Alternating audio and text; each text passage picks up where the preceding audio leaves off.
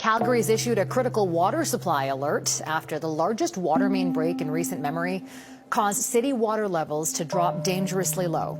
As Heather Yorks West explains, experts say this should serve as a wake-up call for communities across the country. The alarm went off just after 6:30, waking up many Calgarians with an ask to skip the morning shower, the city facing a critical water supply alert. I know this is an inconvenience, but I can't overstate the importance of this request. We have a need to urgently ensure that our water supply does not get dangerously low. This is why a massive water main break Wednesday night, flooding parts of the Trans-Canada Highway.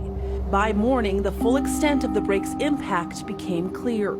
The break is on one of our critical pipes. It's called a feeder main, and it enables us to move water across the city. The city says its priority is making sure there is enough water in the event of an emergency. A citywide fire ban is in effect as well. We've known for a while that our infrastructure investments in the water sector have not kept pace with needs. Those who study Canada's water systems say the emergency in Calgary should alert other municipalities of potential danger ahead as infrastructure continues to age. The emergency in Calgary should alert other municipalities of potential danger ahead. The city is calling this a complicated repair and asking residents to be patient, warning water restrictions could be in place for some time. Thank you to the Calgary Police Service for their assistance with road closures and traffic management. I know that Calgarians band together when we have a situation as serious as this one. And in this case, our collective focus on conservation of water will be the key to ensuring that everyone's got enough supply for drinking water, for cooking needs, as well as other basic needs. Our collective focus on conservation of water. Calgary, it's Saturday, the 8th of June, and we have some good news for you. The crews in Bowness have managed to figure out what's wrong with the pipe. They are in there actively doing repairs. Best estimate is it's going to take at least another 5 to 7 days to get the repair work done and also to flush the pipe for public health and public safety. In that time, I really appreciate everything you have done to bring down your water consumption. Keep at it. Yesterday, you did such a great job that the level of water we produced met the need that was out there. So if you can keep doing your best to have shorter showers, only do laundry when you have to, watching how many times you have to flush the toilet, all of those things matter. You're doing a great job. Keep it up. We can do this together. We can do this together.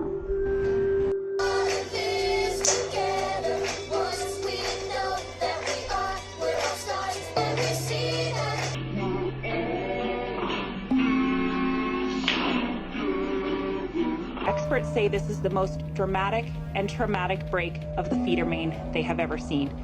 This pipe is only at a halfway point in its life cycle.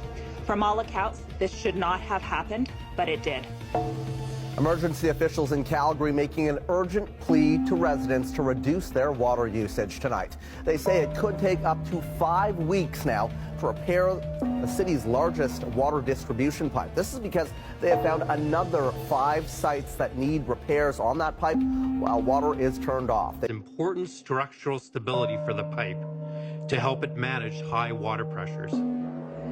As the pipe ages, it's normal for some of the wires to break without compromising the integrity of the pipe. However, it becomes problematic as the number of breaks increases. So far, we have inspected 4.3 kilometers of pipe to see if there are any other issues. We have now received the data that has helped us to get a clear picture of what we're dealing with.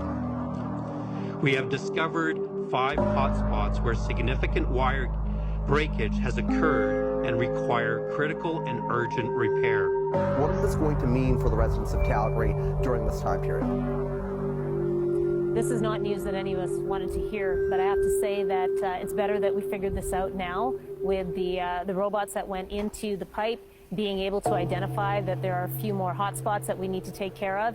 At least we can do this while there's no water in the pipe and we were doing repair work anyway. I know it's hard to take and it's hard to hear that we have to do this for a few more weeks. Yesterday, we saw significant reduction in water use up until the afternoon. Unfortunately, as the evening went on, water use increased. This happened around the time that people came home from work. This took us back to a situation where we were using more water than we can produce. This trend cannot continue for us. If we do not reduce our water use, we are at risk of running out. What I can tell you is that most cities have enough storage. We have enough storage in our system, those reservoirs that I talked about, for 1.5 to 2 days. Now we're constantly filling those up. So again, that balance between how much we're able to produce and how much Calgarians are using is really the answer to that. We need your help to save water for the next few days while the crews continue to work on the problem. At 8 a.m. this morning, I signed the paperwork to declare a local state of emergency for the city of Calgary. I can confirm that there are 5 further locations that require repair while we have the water turned off and the pipe is exposed. While this will delay the length of time for repair and restoration of water service, and I know that means asking all of us to keep our water use lower than usual, it also means that we have identified potential issues that could have led to another unexpected break. Experts say this is the most dramatic and traumatic break of the feeder main they have ever seen. From all accounts, this should not have happened, but it did. We are still working to understand the why. We do not want to be back in the same situation where we are today. Our only choice is to stay the course with our current water restrictions for 3 to 5 weeks longer and do these critical repairs. We will be talking to some categories of business to address their water use. We cannot expect residents alone to be in this situation, and our outreach teams have been in touch with more than 7,000 customers to reduce their water use. Many have and continue to step up in their operations, but if education doesn't work, we will be more directly addressing this in the days to come.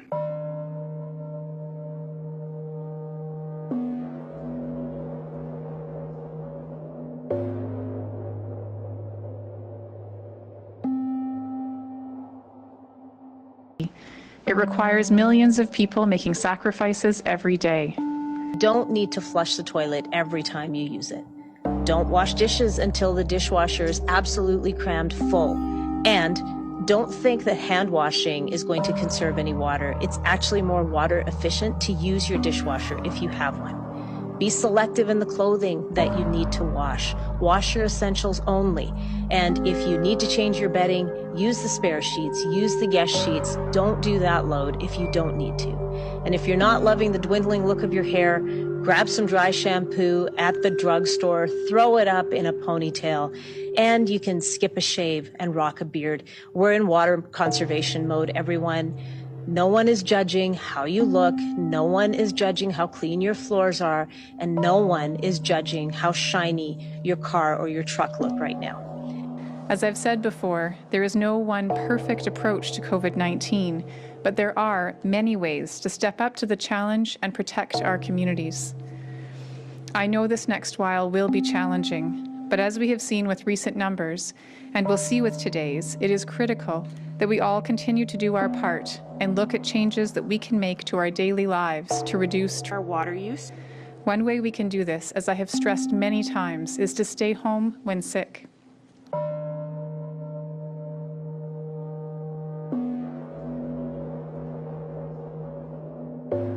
Oki, Daranistara, Ambawastage, Tanse, and good afternoon, everyone.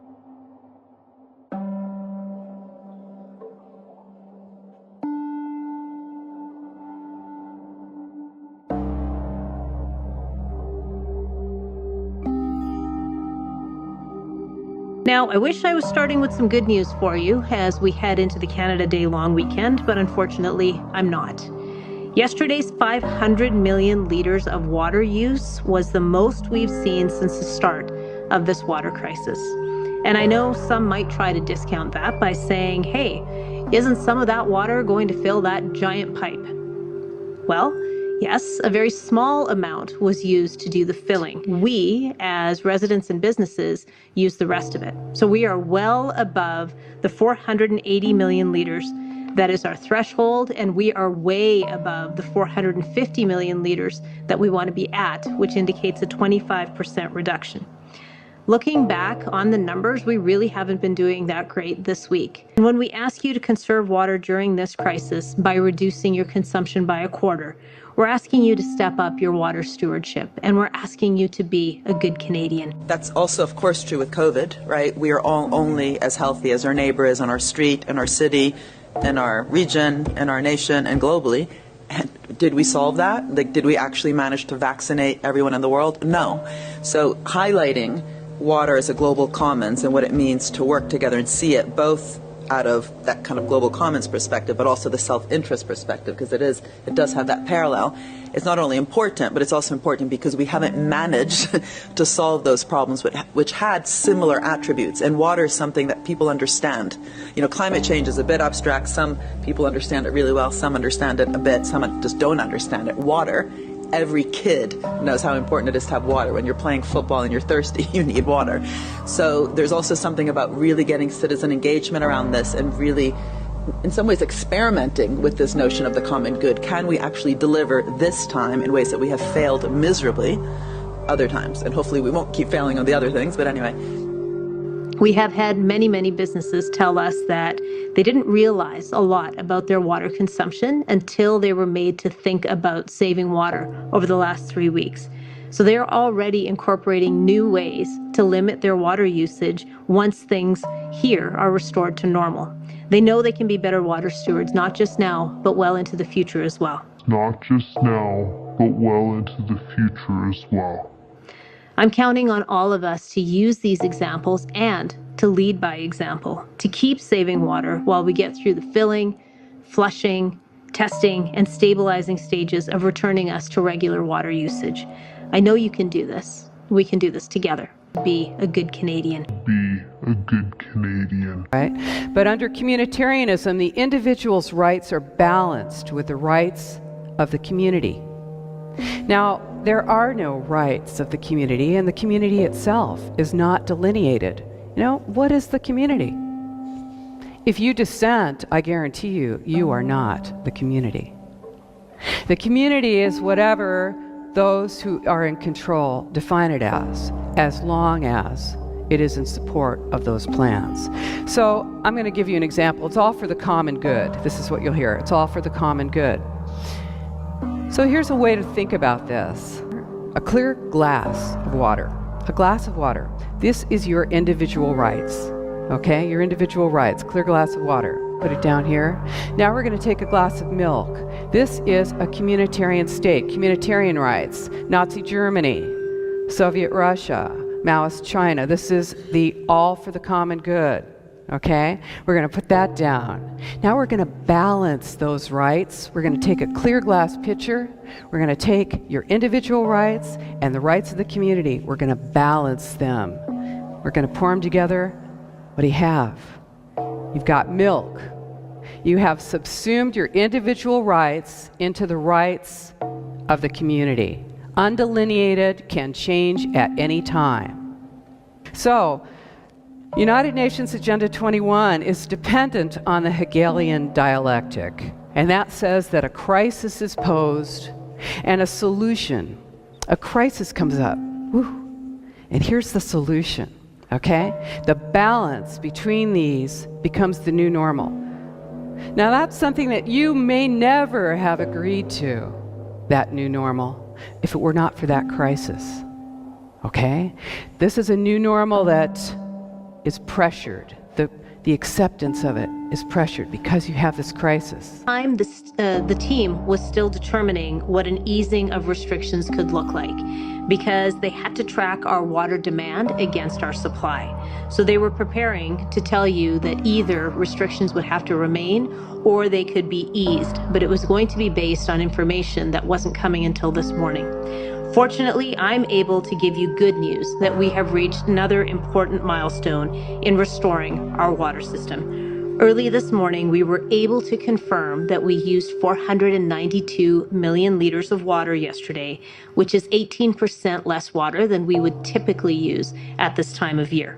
This is part of the reason that we are confident that enough water supply exists to move from stage 4 restrictions down to stage 3 restrictions. Water Every kid knows how important it is to have water. When you're playing football and you're thirsty, you need water.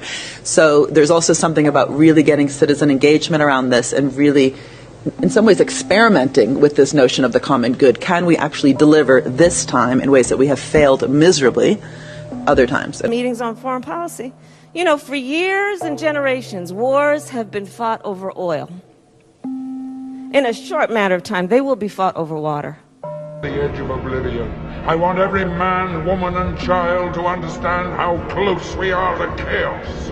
I want everyone to remember why they need us. In the former United States, civil war continues to devastate the Midwest. Scientists attribute this latest water shortage to the lack of rainfall the last 2 years. Ministry officials expect water coupon prices to rise. Police have arrested 9 suspects. Can you believe this shit? Reporting avian flu virus in summer. Water coupon prices to rise. The girl is washing dishes with sand, because in the future, water is extremely scarce.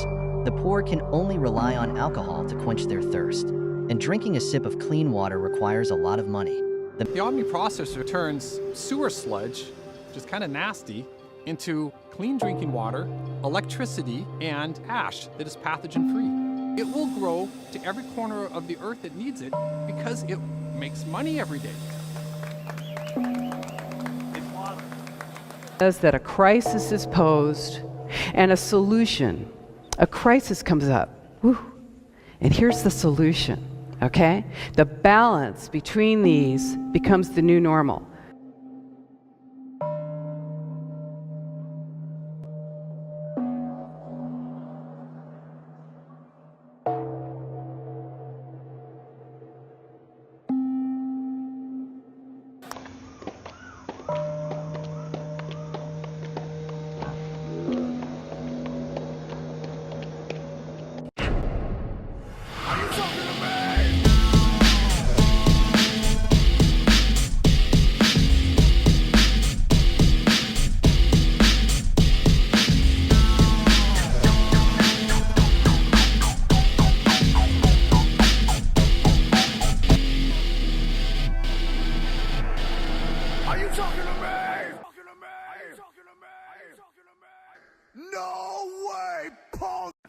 As of this afternoon, things are going well. So I am very pleased to announce that we had not detected any additional wire snaps. That the numbers continue to decline rapidly. As of 2 a.m. this morning. I'm happy to say that as of this afternoon, this pattern is holding and no new wire snaps have been detected through the day. We will continue to monitor trends with a focus on hospitalizations. And we'll make a final decision on whether to move to stage 2 outdoor water restrictions. If and only if we're able to move to stage 2, proceed to phase 2. It will mean that you'll be able to water using a hose and hot nozzle and with a sprinkler for up to 1 hour a week on a set schedule. We will then watch how our system performs through the weekend. If we continue to see a downward trend in hospitalizations, if everything remains stable and we're confident that we have met the demand, we will then move to stage 1 outdoor water restrictions as early as Monday. This would allow up to 2 hours a week of watering using sprinklers, again on a set schedule. I need to caution that there's still a risk that things could change. This is why we continue to proceed cautiously. We needed to do this carefully and prudently. We didn't want to rush into it. We needed to make sure to take this one step at a time. If we detect significant new snaps or encounter other unforeseen issues, push us back into an uptick in viral transmission or hospitalization. This could still delay our progress. We are monitoring around the clock, and crews and equipment are on standby to quickly respond if issues arise.